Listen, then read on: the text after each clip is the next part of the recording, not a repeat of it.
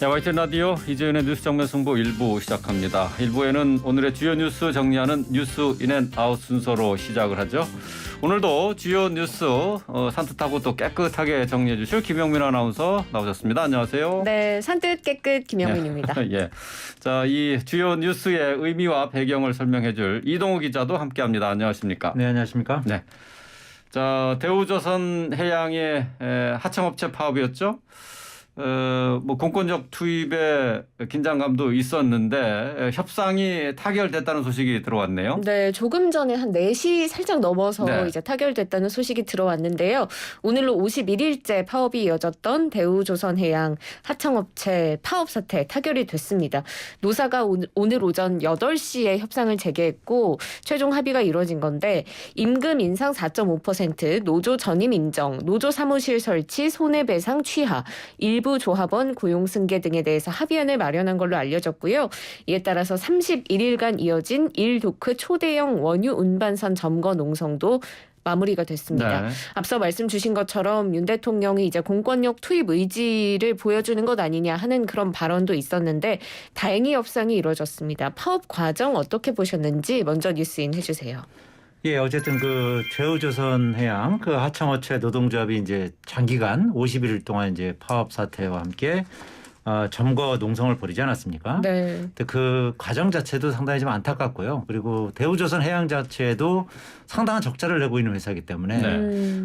그 하청업체들도 뭐 여러 가지 어려움을 겪을 수밖에 없는 거고 하청업체의 어떤 처우라든지 이런 가지 보면 좀 아쉬운 측면도 분명히 있습니다. 하지만 어쨌든 그 50일간 그 파업을 벌이면서 대우조선해양의 주장대로 하면 한 8천억 원 정도의 지금 손해를 봤다는 거 아니겠습니까? 네. 그렇기 때문에 그 대우조선해양에도 그렇고 이 하청업체들 그 노조에게도 그렇고 상처뿐인 그 타결이다. 뭐 이런 얘기도 좀 나오고 있습니다. 어쨌든 당장 그 적자 허덕이는 대우조선해양이 살아나야 하청업체도 이제 영업을 계속할 수 있는 것인데 그 과연 대우조선해양이 회생 가능할지조차 의문이다. 뭐 이런 얘기도 지금 경제계에서 나오고 있거든요. 네. 어쨌든 오늘 그 하청업체 그 파업이 마무리되면서 그 현장으로 이제 복귀하게 되는데요. 31일간 이어진 선박 건조장, 초대형 원유 운반선 점거 농성도 이제 마무리하게 되는 것이고요. 네. 그 대우조선 하청노사는 오늘 오전 8시부터 협의를 시작해서 오후 4시 9분쯤에 합의를 도출했는데요. 다만 진통 끝에 이루어진 이제 잠정 합의안이 완벽하지는 않은 것으로 알려지고 있습니다. 네. 우선 임금 4.5% 인상에 합의했고요. 네. 이외에 설 추석 등 명절 휴가비 50만 원 그리고 여름 휴가비 40만 원 지급을 약속하기도 했습니다. 또 폐업 사업장에 근무했던 조합원 고용 승계 부분은 일부 합의했지만 구체적인 내용은 밝히지 않고 있습니다. 막판까지 신경전을 벌였던 게 이제 손해배상 소송 부분인데요. 네, 예. 아까 말씀드렸지 한 8천억 원 정도 그 손해배상이기 때문에 상당한 그 액수가 되는 거죠. 그래서 그렇죠. 일단 그 하청업체 노조는 지도부가 민영사 책임을 지겠다. 조합원에는 영향이 가지 않도록 조율해 나갈 계획이다. 이렇게 밝히긴 했는데 아마 이 부분이 앞으로도 이제 상당한 부실로 남을 것 같습니다. 하청노조는 이제 지난달 2일 파업에 들어가면서 다른 원청과 하청과 이제 물리적으로도 충돌하는 갈등을 겪기도 했거든요. 아시다시피 이제 그 원청인 대우조선해양은 물론이고 다른 하청업체들도 이제 일을 못하기 때문에 타격이 컸던 것이고요. 그 과정에서 일부 하청업체들은 결국 부도를 맞기도 했습니다. 네.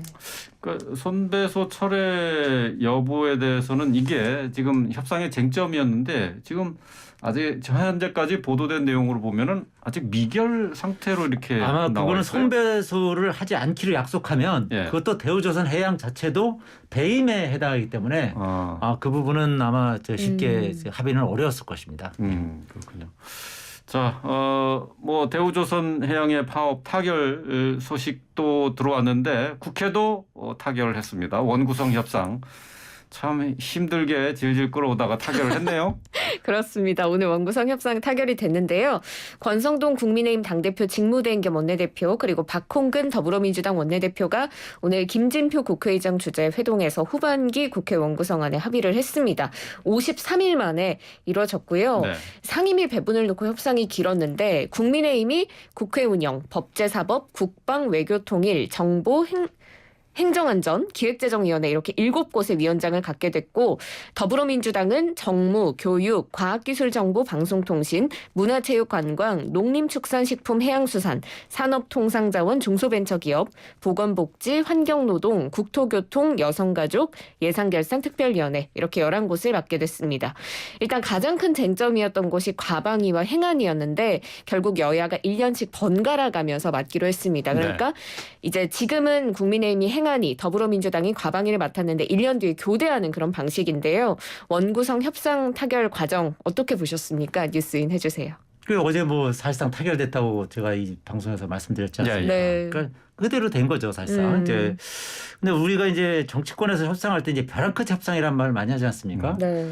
근데 사실 뭐 이 정도 협상을 가지고 이렇게 오래 끌었을까라는 좀 그런 아쉬움도 남습니다.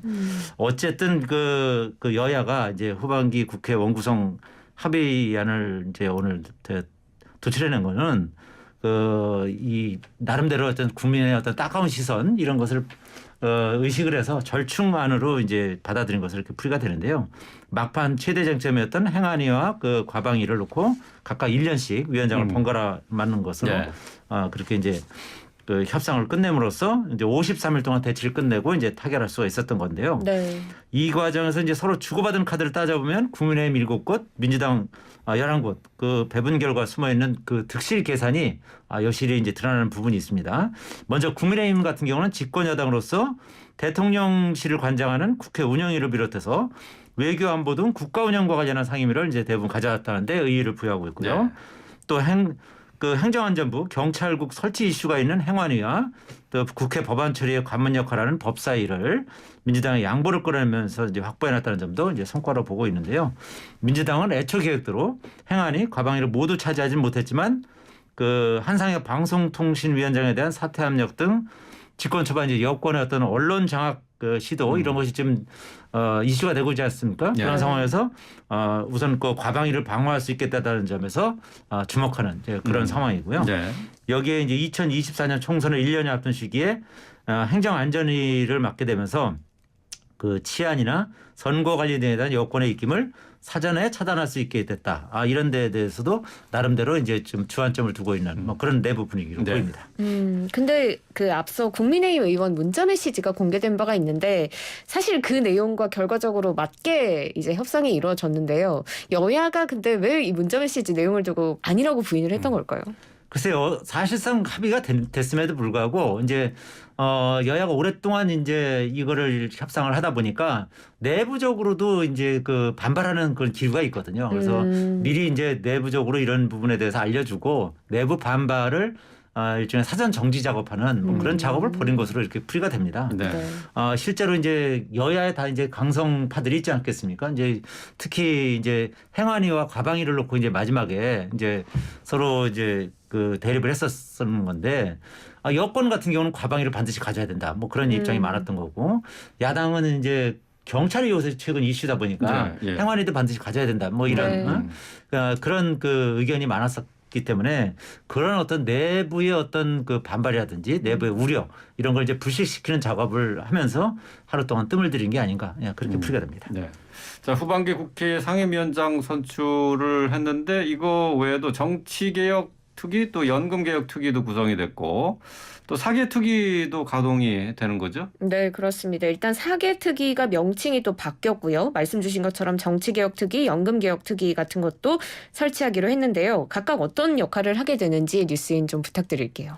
네, 우선 그 사개특위를 설치하는데 좀 전에 말씀드린 것처럼 이름을 형사사법체계개혁특별위원회 이렇게 바꿨습니다. 네. 국민의힘과 민주당이 각각 6명씩 동수로 구성하고 위원장은 결국 이제 민주당이 맡게 됐고요. 그 특위 같은 경우는 지난 5월에 국회를 통과한 검찰청법 개정안하고 형사소송법 개정안 등 검수완박 법안의 이제 후속 조치를 이제 주로 논의할 예정이고요. 또 민주당이 검찰의 수사권을 축소하고 이를 이관하기 위해 신설을 추진하는 중대범죄수사청도 논의의 테이블에 오를 것으로 보이는데요. 진통 끝에 특위가 구성되긴 했지만 검찰대 이 개혁에 대한 여야 시각차가 이제 뚜렷하지 않습니까? 네. 그렇기 때문에 논의가 그 진척되기는 상당히 어려운 게 아니냐 이런 그 관측이 대체적입니다. 네. 물론 민주당이 위원장을 맡긴 했지만 특이 안건에 대해서는 여야가 이제 합의 처리하기로 이렇게 했거든요.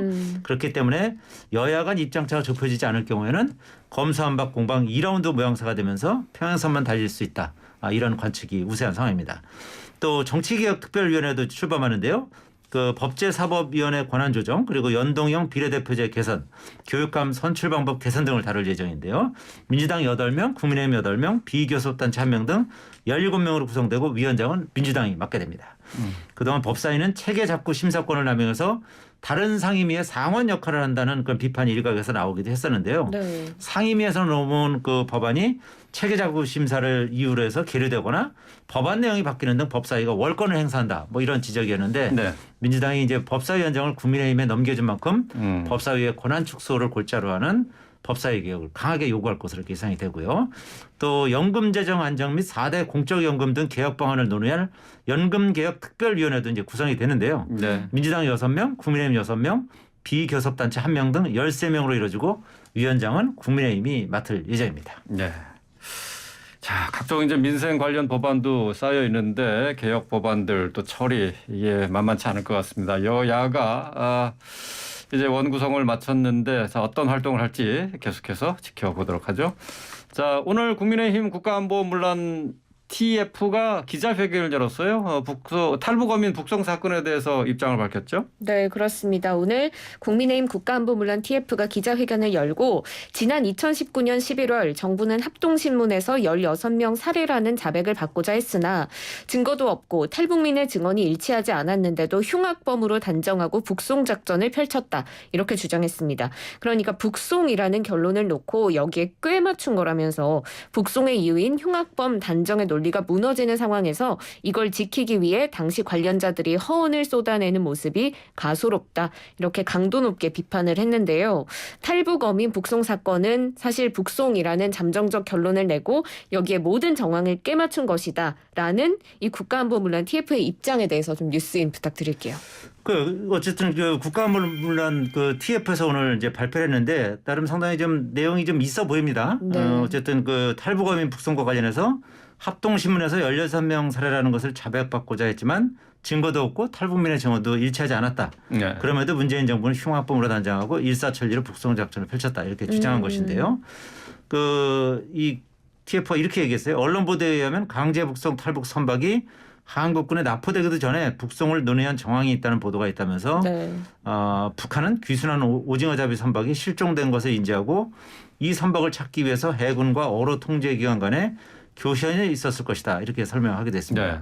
또 이때 15명을 죽이고 도망간다더라. 뭐 이런 교신 내용이 이제 감청된 것이죠. 그러니까 이게 스페셜 인텔리전스 뭐 이런 북한의 어떤 교신 내용을 다 감청을 하는데요. 그런 내용을 봤을 때 납포도 하기 전에 이제 살해를 한 탈북민 선박이 남하하고 있다고 선입견을 갖게 되었고 미리 북송을 논의했을 것이다. 이렇게 이제 강조한 것인데요.